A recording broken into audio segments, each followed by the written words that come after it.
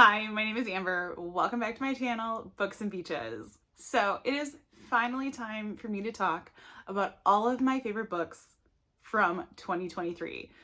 Now, I kind of missed the opportunity to put this video out the last week of 2023, like most people, but I wanted to give myself a chance to read all of the books possible just in case during that last week of reading, I found a book that might make this list, especially because I have winter break off and that is the last week of December. And lo and behold, there is actually a book on this list that I read last week. So I am glad I waited and sorry to make all of you wait, but it was definitely worth it in my opinion. So my goal was to hopefully keep this list down to 10. And that was pretty hard.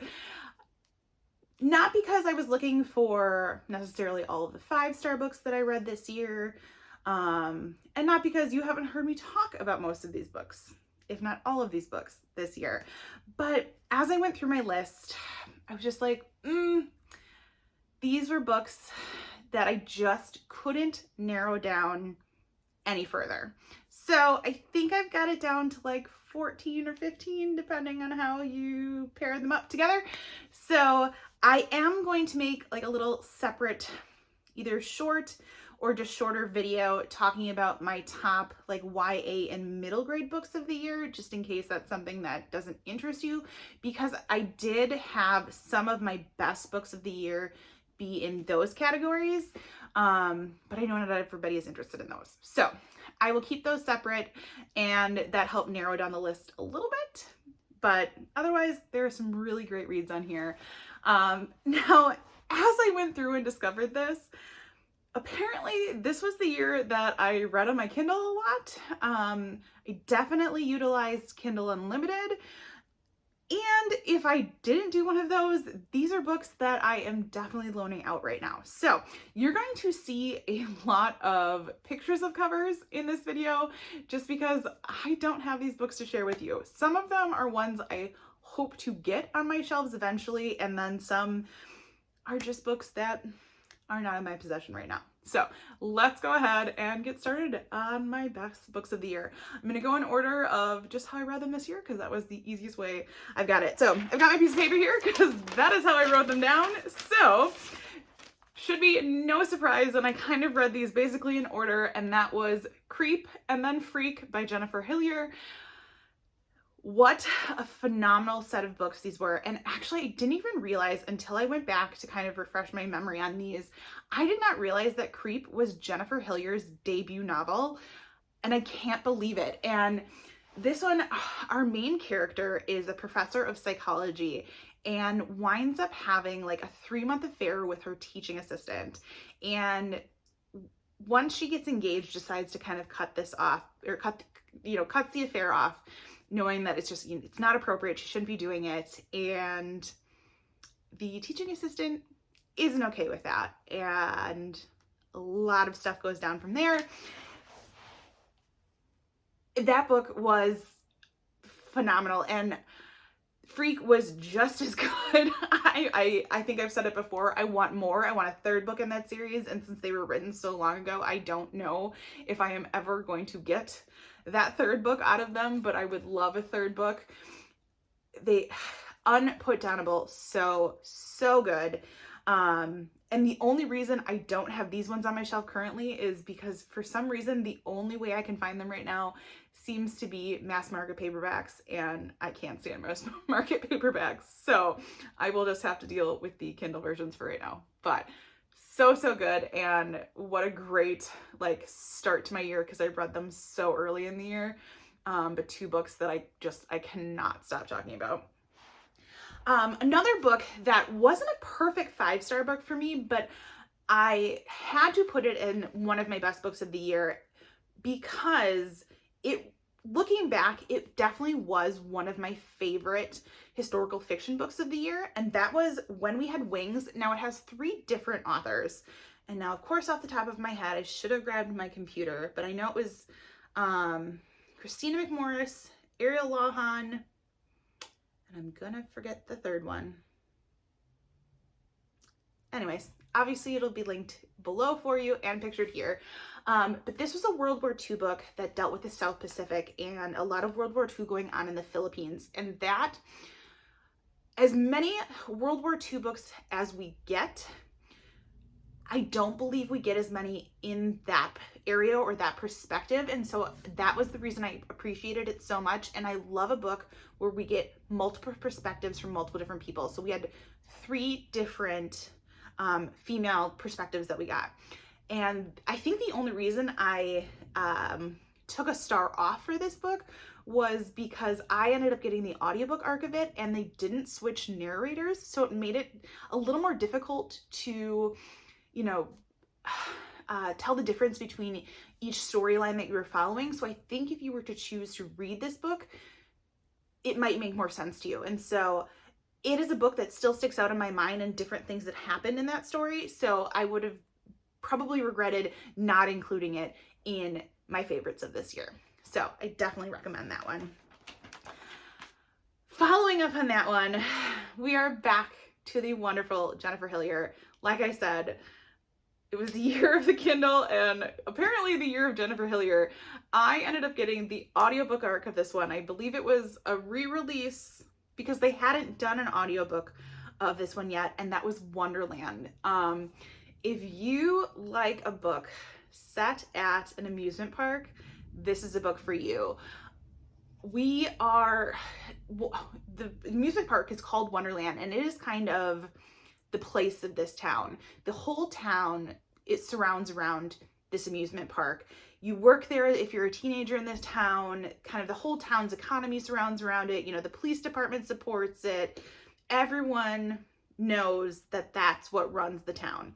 Until someone that tries to pull a stunt on their Ferris wheel goes missing, and a lot of creepy things start to happen from there. And it was gripping. The audiobook was fantastic. And once again, just Jennifer Hillier's writing is just so phenomenal that I had to include it in my favorites of the year. So that was that.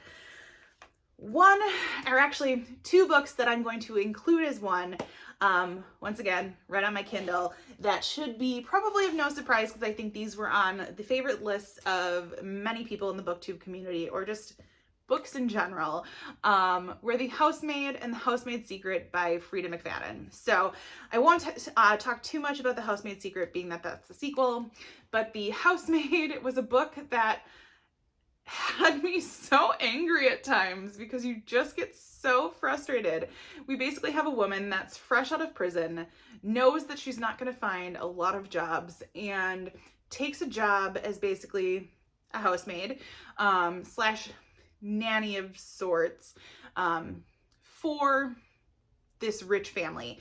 Going to be a live-in, gets this really creepy attic room, and the wife of this family is horrible to her, just rotten, and she can't seem to do anything right, and no matter what she tries, but you know, the husband seems really nice, and you're trying to figure it all out. And that's about all I'll say. I'm sure you've heard about this book all over the place, but it has you so angered, and then bam, that's all I'm just gonna say. And both of those books just had me so gripped, and Frida McFadden's writing in general I can guarantee that those are books that you're going to fly through and read super quick, and they're just great. And yeah, those are 2, obviously some of my favorite books because I'm including them in my favorite books of the year. So there is that. Now, this next book that I am going to include on my list is going to drive Lindsay from Lindsay's Little Library absolutely insane because I know she did not like this book. But I really liked it. And my cousin Amanda really liked it. I actually read this when I was in Florida this past year for spring break. I remember reading it while I was sitting by the pool, and I kept asking my cousin, I was like, is this gonna happen? Is this what it's gonna be? But anyways, that is The Perfect Marriage, and this is by Geneva Rose. Once again, this is on my Kindle. I think I actually do have a copy of it now that I think about it. What I think this is another one I have loaned out right now. I gave a lot of my books out over winter break to some of my coworkers, and I haven't been back to that school yet, so I am hoping that they had some really good reads over break. But anyways, The Perfect Marriage by Geneva Rose. Basic premise is you have a woman that is a very high-powered, very well-known lawyer, and her husband is having an affair behind her back, and his mistress is found dead in bed next to him. And basically the only person he knows to represent him and knows that will do it well is his wife. So his wife needs to decide whether or not she is going to represent her husband, her cheating husband, in court. And it is a wild ride and lots of parts that are just connected in all these different ways. I really enjoyed it. The ending I did not see coming at all. So I personally really enjoyed this book. Now, if you want Lindsay's opinion, you'll have to go check out Lindsay's video and get her perspective on it. But for me, it is one of my favorites of 2023. So I'll just say that. Another favorite of mine for 2023 was probably one of the most exciting moments for me in 2023. And that book would be The Last Word by Taylor Adams. And the reason it was one of my most exciting moments was because it was my very first physical ARC that I received.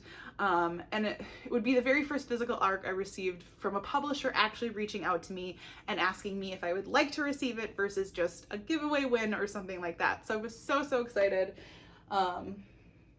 And I am almost positive that one's being loaned out right now too. So, and this one is such an interesting premise because we have a reader, just like any of us, that reads a book that was suggested by this neighbor who she's communicating with through a telescope. She is kind of at, this deserted beach. That's a beach town. It's off season. And she reads this book and leaves a very negative review. I believe it was on Amazon. And the author emails her and asks her to take it down. And she says no. And strange things start to happen at the house. And some of the scenes were so creepy. And she thinks this author is taking revenge on her for basically leaving this bad review. And isn't that any of our worst nightmares of, if you didn't like a book, what if the author retaliated? So I loved it. It was so good. I have loved a lot of the things that I've read by Taylor Adams. I obviously loved No Exit. I read Hairpin Bridge by him this year as well. Not my favorite, but still good. So once again, so excited that I got that arc. And yeah, it definitely ended up on my favorites of 2023. So the next one I actually have in my possession right now, which is super exciting. And this one was probably one of the most controversial books that I have seen in the booktube community this year when it comes to ratings. Because this is a book that you either loved or you hated. And I loved it because obviously it's ending up in my favorites of 2023. And that is Happy Place by Emily Henry. I loved this book. And I have most recently, actually not most recently, I've been watching her for a while, but Lena at, I think it's Lena's Bookshelf, I know she hated this book, but I loved it. And it very well could have been at the time that I picked this book up. Because I can understand when people talk about this book, I can understand the critiques that they have of it. So I can see where they're coming from. So this could very well be the time that I read this book. But this is a book about a group of friends coming together. And basically it's going to be this last summer that they have at this beach house. And, the difficulties of being in your late 20s and your early 30s and still making time for the friends that you have. And as your life is changing and things are happening. Now, there is a relationship in here that's kind of the fake dating trope mixed with I mean, they had already broken up, so that they're fake dating because their friends don't know that they had broken up. So I can understand where people struggled with the reasoning, and so I can understand why people were mad at that. And I'm not going to reveal what that reason was, but for me, at the time that I read this book, I love that connection, and I can understand the difficulties of as you're aging and how your friendships change, and the meaning that Emily Henry wanted to put into this book. So that's why I loved it. But like I said, I can appreciate the struggles that other people had with this book. So controversial, but I still enjoyed it. So, all right, another one that I currently have out on loan, but a fantastic, fantastic read was Drowning by TJ Newman. Now, this book is not for people that probably have a fear of flying, but, oh, can she write a book that, one, would be perfect for like a single sitting, like where you could just devour this book, and I think it would make a fantastic, fantastic movie. In Drowning, we have a plane that takes off from Hawaii on its way to San Francisco, and the plane ends up crashing. And in the process, some people escape and some don't, and this plane starts sinking. And we have a group of people that are stuck in this plane as it starts sinking, and they have to kind of come to a plan of action of what they're going to do, as well as you're getting the perspective of a few different people that are quote unquote like on land, of how they're working to save them. And this book ran you through the emotions. It made me cry. It gripped you. It makes you panic. It was fantastic. And I wouldn't suggest you read it if you're planning a trip anytime soon, but if you're looking for just like a fast-paced suspense, because I wouldn't necessarily call it like thriller, but it is definitely like suspense, I highly, highly recommend you pick it up. It's so good. And then if you end up liking that one, I read Falling last year, which is her other novel. So good. And TJ Newman was a flight attendant herself, so you can tell things are very, very accurate, and just so good. All right. This one should come to no surprise, and I'm actually shocked that I don't have this one on loan right now, but that is Riley Sager's most current book that he wrote this past summer, or released this past summer, and that is the only one left. This was fantastic. It kept me guessing to the very, very end. I didn't predict what was going on in this. In here we have Lenora Hope, who was suspected of killing her entire family, I think at age 17, if I remember right. And then our main character in the 80s, her name is Kit, comes in to be her caretaker. And Lenora decides she wants to tell her story. Now, she can't speak and she doesn't have a lot of mobility, but she said she is going to tell her story through this typewriter, and she's going to reveal, what really happened. And there are a lot of things that go on, and the house itself is like a character because it has so many like creepy, just scary factors, and the house itself is like falling off a cliff, so every day different pieces are falling off and falling down and crashing, and it just was super atmospheric, and there was a lot of connections that I would have never put together, and I just loved it. For the most part, Riley Sager in my mind can do no wrong. Now, not all of his books have been perfect 5 stars for me, but most of them have been, and I know he's got another one coming out this summer, so I cannot wait. So, another one. All right, another one that I picked up on Kindle Unlimited, and I think this was my first experience with John Mars. I read Keep It in the Family. And this book, if you are any part of any sort of like bookish online communities, this is the book where everyone talks about chapter 39.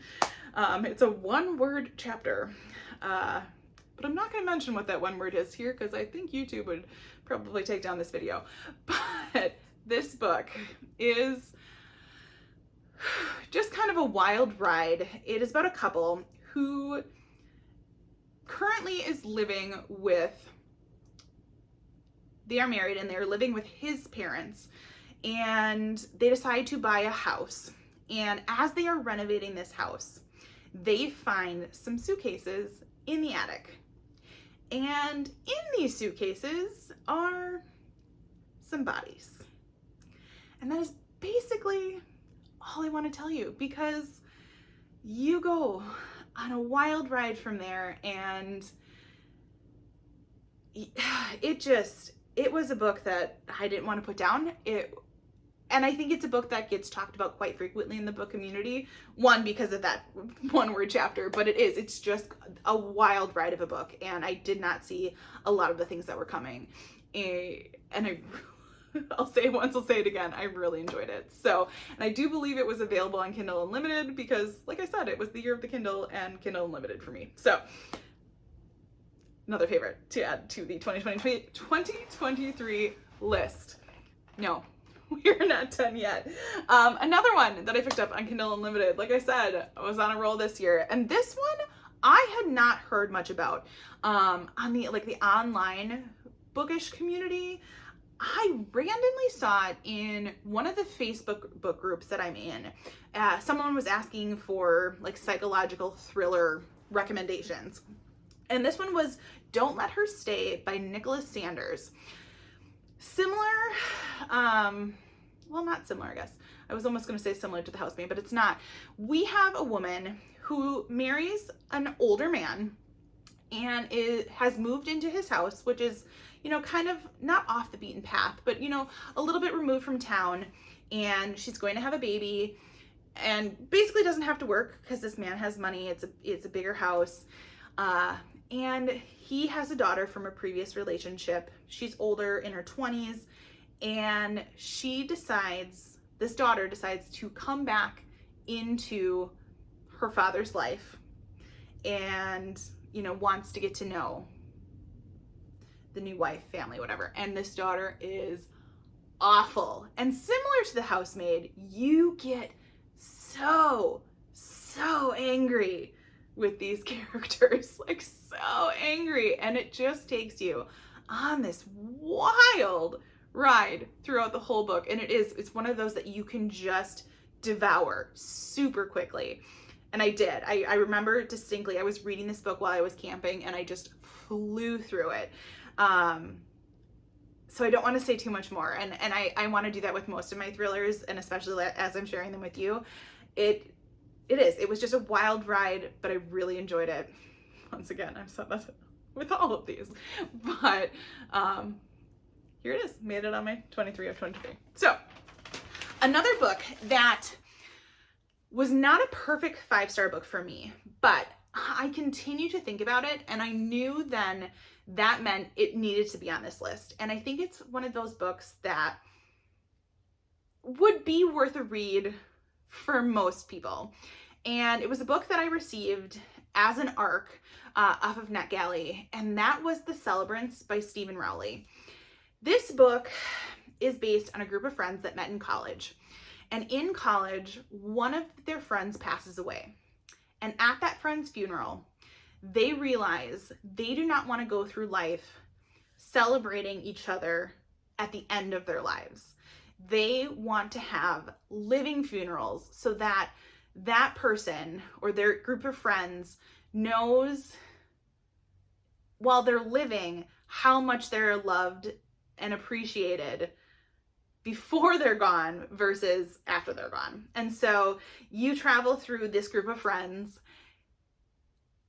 and see, they get to choose at what point in their life they want to call upon their friends to have their living funeral, and like what time in their life they need that. And so you get to see each friend throughout the ages of their funerals. And it was a really touching book, and kind of seeing what each friend had to say about them and the reasons behind them needing that. And so it just was a super unique idea for the book. I love Stephen Rowley's writing. I loved the Guncle. I'm really excited. I actually just got the ARC for the Guncle Returns, so can't wait to read that. But it just was a book that, even though I didn't think it was perfect, I know I gave it like 4 stars. I knew it needed to be on this list because it is a book that I can't stop thinking about. So, all right, 2 more. I promise, 2 more. and I have them both sitting here. And these were two books that did not make this list until December, and this is why I wanted to wait.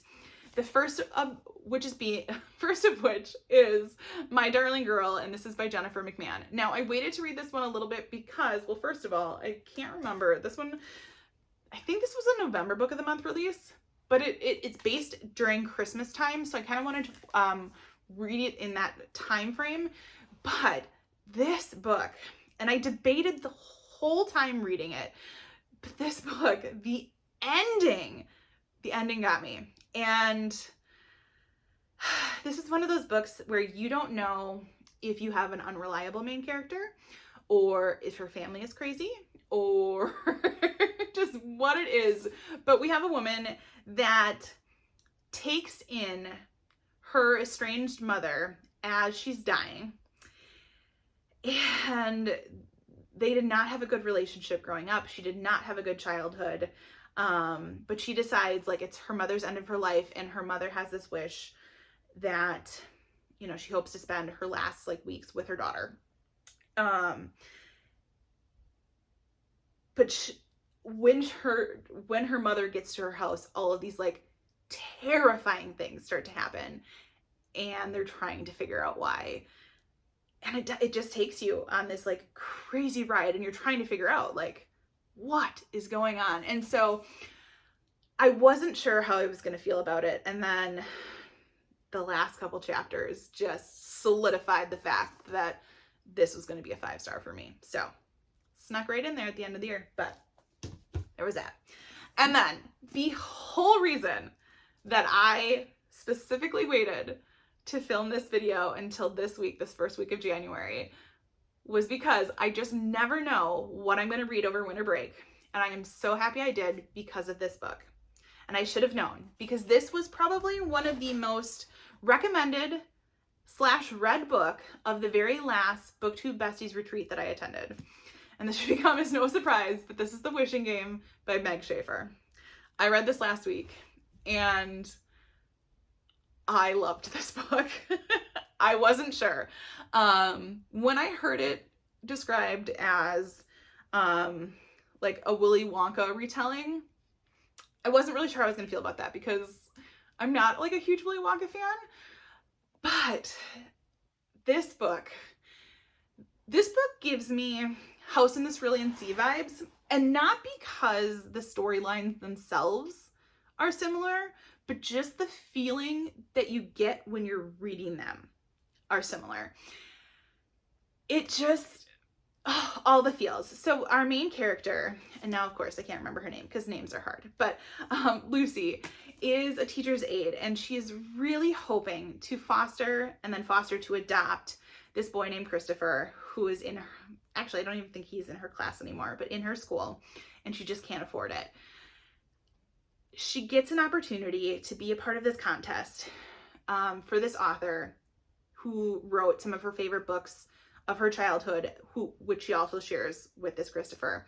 And it's a unique way that she gets this opportunity, and I liked how that was connected in the book.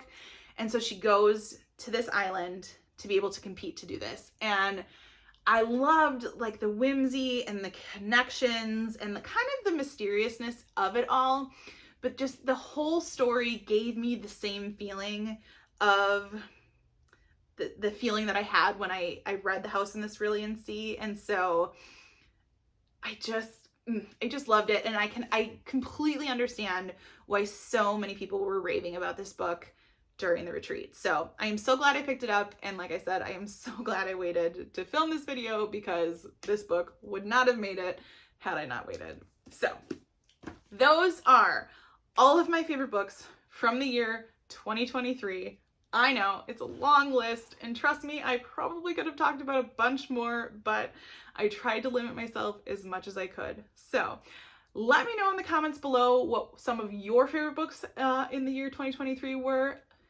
If I need to add some of them to my list, I will for sure do that. Like I said, I will be talking about some of my favorite YA and middle grade books in either a short or a video. I haven't decided yet. But as always, if you like this video, feel free to like and subscribe, and I will see you next time.